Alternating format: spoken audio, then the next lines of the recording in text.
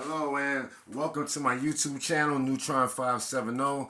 Thank you all for coming back. Okay, I'm gonna leave off and start back from the last part 3 on my last comedy set.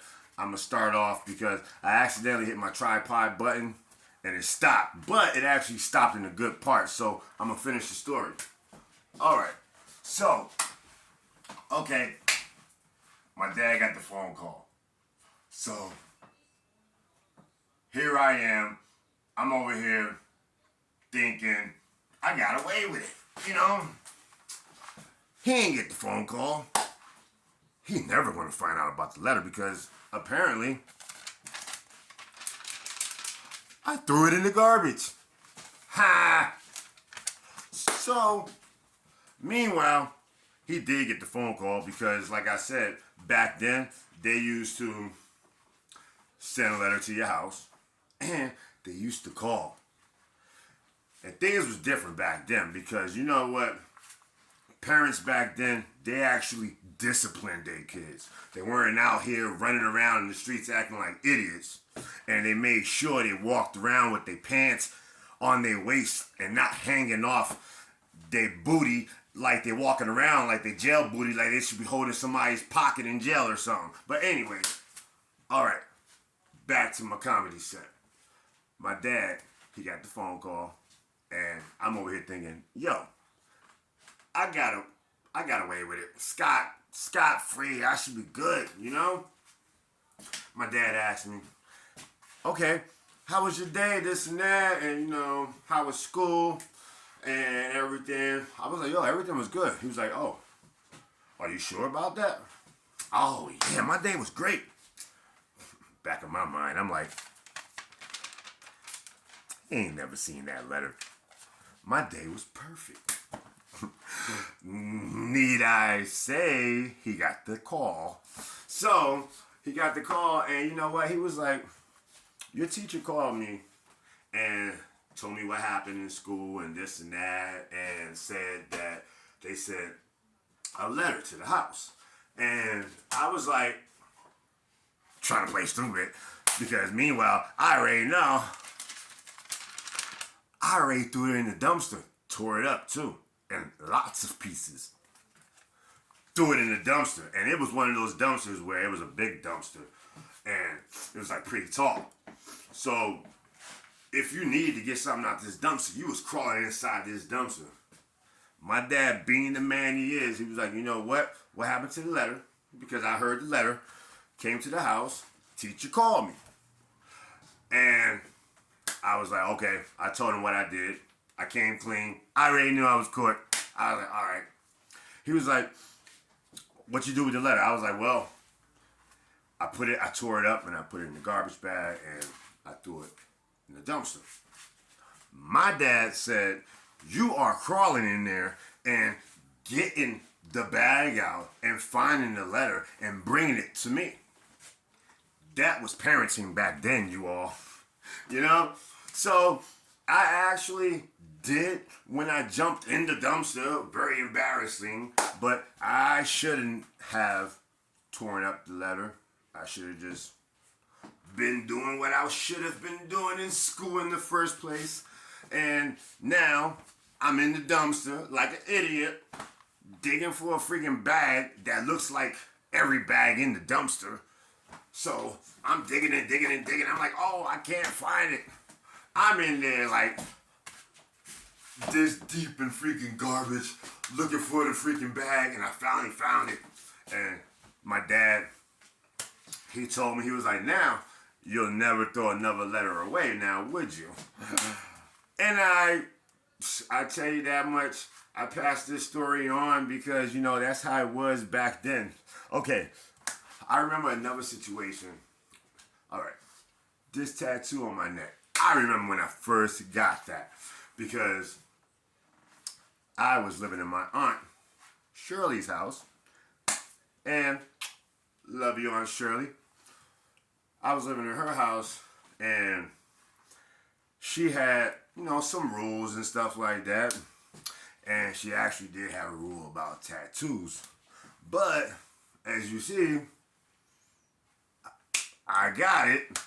I paid for it too because you know what? It was when I moved out to this one new area and this guy, he was doing tattoos out of his place. He had just moved out from New York to out here, and he was actually a Hell's Angel. Jim Tattoo Hodgkins, yes. He did a couple of my tattoos for me, and because he had did this one, and he had also did my Reaper one I have right there. I actually went back twice for that one. It was like old school style. I liked it. I picked it out myself. I remember when it started out, it was just a black. And then I went back and got the fire and stuff done. Very old tattoo. I mean, I'm gonna be 46 this year, plus this one. But anyway, yeah. I moved into a new area. I had moved out from the Poconos, Pennsylvania, to a different part of Pennsylvania. It was like kind of like more rural and stuff like that. And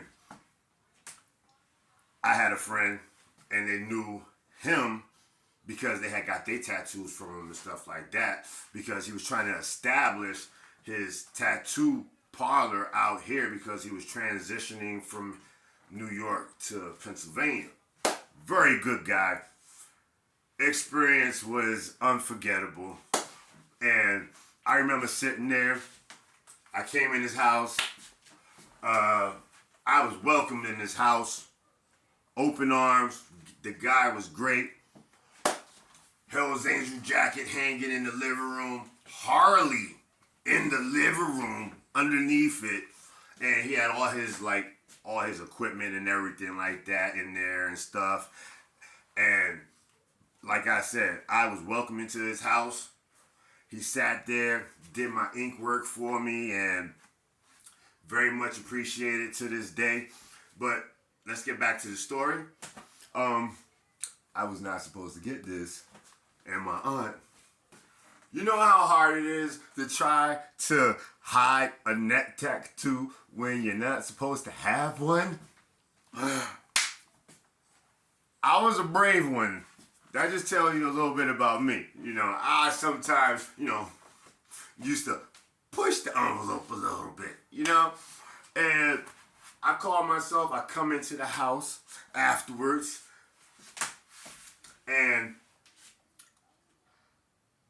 I try to walk past my aunt. And she had this big, what do you call it? One of those knick-knack cabinets and shit like that where you put plates and stuff in and stuff like that. It was a stairway that went up. So I try to go and turn my neck this way so she go and see this side. And somehow, when I was in there, I turned this way and I try to tuck my neck in. She was like, wait a minute.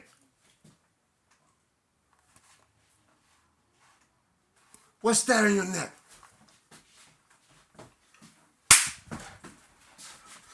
Only woman to ever smack me, and being a respectful man to my elders and family and just women in general. I did not do anything because I was in the wrong for getting the tattoo on my neck in the first place, but it was nothing she could do already because I already paid my money and got it done. And literally, she know I was working on getting another one. I love you, Aunt Nelly. My Aunt Nelly also. That's another chapter and more material. But no, my Aunt Shirley. Thank you, Aunt Shirley. You know what? You're the best. Strict as hell. But I love you, and it made me who I am today.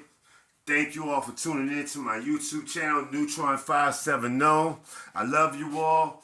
I'll keep writing comedy content. And I also do fitness videos, sing, acting skits, show reviews, weather forecasts, you name it. I'm multi-talented. Thank you for tuning in to my YouTube channel, Neutron570. I love you all and have a great day.